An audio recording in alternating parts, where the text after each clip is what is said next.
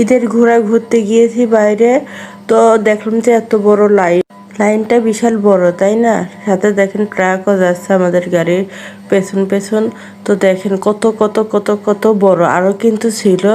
এটা কিন্তু বাসায় ফেরার সময় সন্ধ্যাবেলা করে বেরোয়েছি, দেখলাম যে মানুষ কত ভোগান্তি পোয়াচ্ছে শুধুমাত্র তেলের জন্য।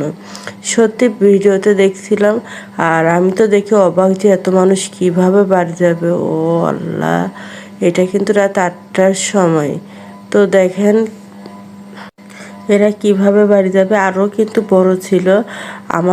আমরা মানে দেখে জাস্ট অবাক হয়ে গেছি যে এবার কি ভোগান্তি পড়ছে মানুষ, মানে এত কষ্ট লাগছে।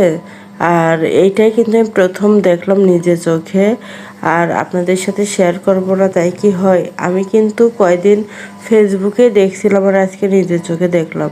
সত্যি অনেক কষ্ট লাগলো। তেলের কি দাম বা তেলের কি প্রয়োজনীয়তা দেখছেন। আর এই দেখুন